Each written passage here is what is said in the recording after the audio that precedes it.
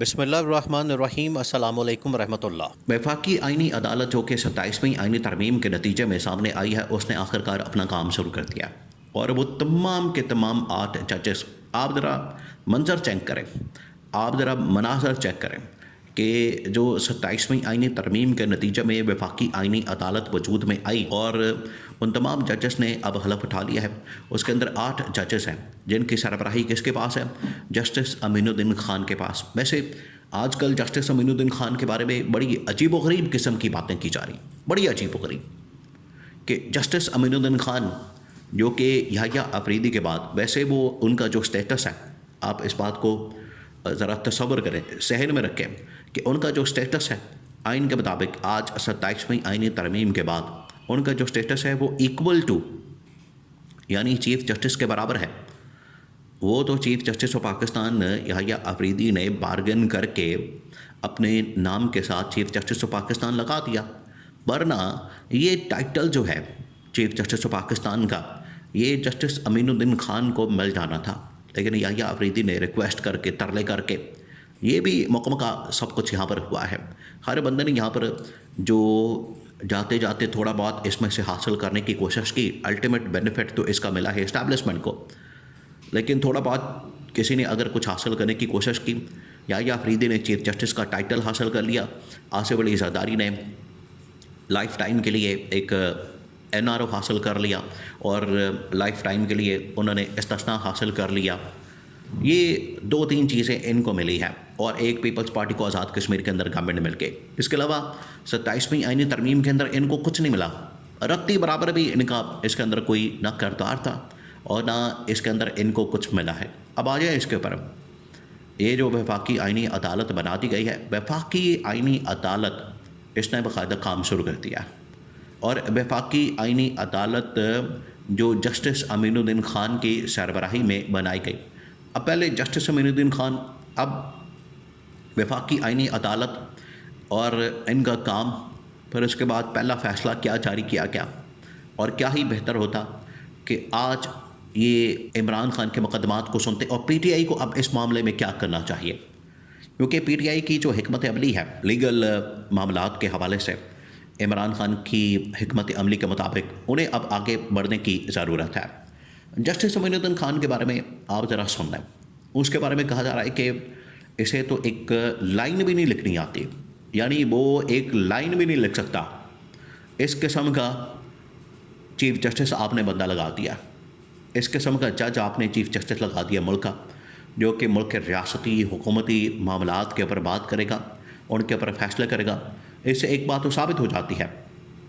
کہ یہاں پر نوازا جا رہا ہے، یہاں پر ایسی کٹ پتلی ڈمی، جس طرح سے گورنمنٹ کے اندر لوگ موجود ہیں، ڈمی قسم کے، کٹ پتلی قسم کے، انکمپیٹنٹ قسم کے، نااہل قسم کے، نالائق قسم کے، اب اسی قسم کے ججز جو ہیں ملک کے اوپر بٹھا دیا گیا، ان کو مسلط کر دیا گیا۔ اب ان کو جو بھی فیصلہ دیا جائے گا، ان کو جو بھی واٹس ایپ کے اوپر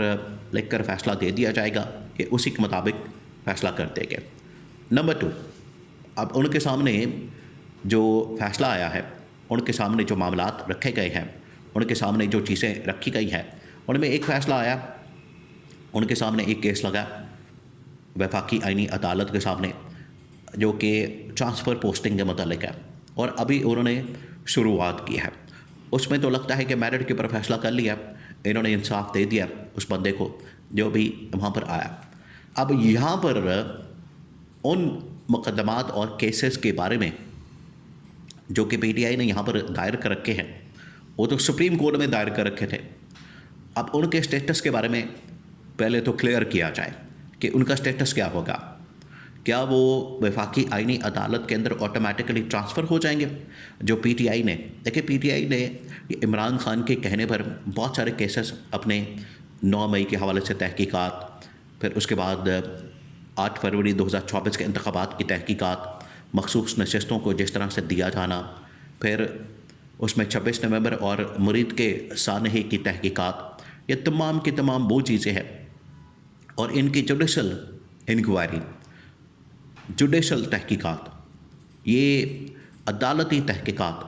یہ وہ تمام کی تمام پٹیشنز ہیں جو کہ PTI نے سپریم کورٹ میں دائر کر رکھی تھی۔ لیکن اب 27ویں آئینی ترمیم آ گئی، سپریم کورٹ فارغ ہو گئی، اب یہ معاملہ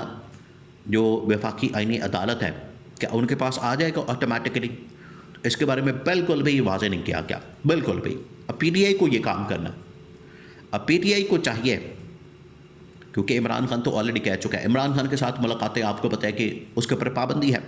عمران خان سے ملاقاتیں نہیں کروائی جا رہی، میٹنگز مکمل طور پر بند کر دی گئی ہے۔ اب پی ٹی آئی کو چاہیے، اب یہ پی ٹی آئی کی بہت بڑی ذمہ داری ہے، انہوں نے ویسے اس بارے میں میٹنگز کی ہیں، اجلاس کیے ہیں، اس حوالے سے انہوں نے بات کی ہے، ڈسکشن کی ہے، اور انہوں نے کہا ہے کہ ہمیں اس حوالے سے اب عوامی احتجاج کا راستہ اختیار کرنا ہے۔ لیکن اس کے ساتھ ساتھ پی ٹی آئی کو چاہیے کہ پریکٹیکلی عملی طور پر اب اس کے اوپر کام کریں، اور انہیں یہ چاہیے کہ اس کے لیے وفاقی آئینی عدالت سے رجوع کیا جائے، وفاقی آئینی عدالت کو اپروچ کیا جائے، اور وفاقی آئینی عدالت کے سامنے یہ تمام کے تمام پٹیشنز نئے سرے سے دائر کی جائے، کیونکہ اب جتنے بھی سیاستدانوں کے متعلق معاملات ہیں، حکومتی، ریاستی اور اس طرح کے جتنے بھی کیسز ہیں، مقدمات ہیں، وہ اب ڈائریکٹلی کنورٹ ہو جائیں گے اور سامنے آ جائیں گے وفاقی آئینی عدالت کے۔ تو اب یہ پی ٹی آئی کی ذمہ داری بنتی ہے کہ عمران خان جو پہلے سے بتا چکا ہے ان کو، عمران خان جو پہلے سے ان کو کہہ چکا ہے، عمران خان کا جو پہلے سے حکم آ چکا ہے کہ آپ نے عدلیہ کے محاذ کے اوپر بھی، حالانکہ دیکھیں اس وقت نہ پی ٹی آئی کو نہ پاکستان کے اندر کسی بھی شخص کو سوائے نون لیگ پیپلز پارٹی یا اسٹیبلشمنٹ کے اس عدلیہ کے اوپر اعتماد نہیں ہے۔ ان کو یہ پتہ ہے، ایون کہ بغلا برادری، آپ ذرا سوچیں کہ پاکستان کے اندر بغلا برادری نے بھی اس وفاقی آئینی عدالت کے اوپر اعتماد کرنے سے انکار کر دیا۔ انہوں نے کہا کہ یہ بالکل ہی ایک نالائق قسم کی، نااہل قسم کی ایک تو ججز بٹھا دیے گئے، دوسرا یہ کہ یہ وفاقی آئینی عدالت غیر آئینی ہے۔ ویسے تو اس کا آئینی عدالت کا نام دیا گیا، لیکن یہ غیر آئینی ہے۔ اس کی وجہ یہ ہے کہ پیرالل آپ نے سپریم کورٹ کے سامنے یہ عدالت بنا دی ہے۔ دوسرا یہ کہ 27ویں آئینی ترمیم جو کی گئی ہے اس کی بنیاد کوئی نہیں، اس کا جواز کوئی نہیں، وہ کھوکھلی مینڈیٹ والی گورنمنٹ کی جانب سے یہ آئینی ترمیم کی گئی، جس کے نتیجے میں یہ وفاقی آئینی عدالت بنی۔ تو وہ خلا بھی اس کے اوپر اعتماد نہیں کرتے، لیکن اس کے باوجود اب یہ بڑا کرٹیکل ٹائم ہے، اب یہ بڑا اہم وقت ہے اس وقت،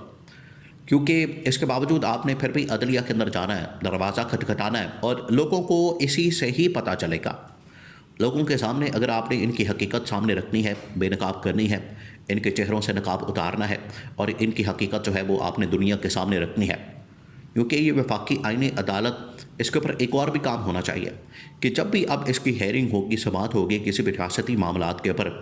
اس سماعت کو لائیو ٹیلی کاسٹ نشر کیا جائے، اور اس کے بعد اب دوبارہ سے پی ٹی آئی والوں کو ان کے پاس جانا چاہیے، اور امید ہے کہ اگر انصاف ہوگا، میرٹ کے اوپر فیصلہ ہوگا تو عمران خان کی رہائی ہو سکتی ہے، اور اگر نہ ہوئی تو پھر اس سے کم از کم ان کی جو حقیقت ہے وہ کھل کے لوگوں کے سامنے آ جائے گی۔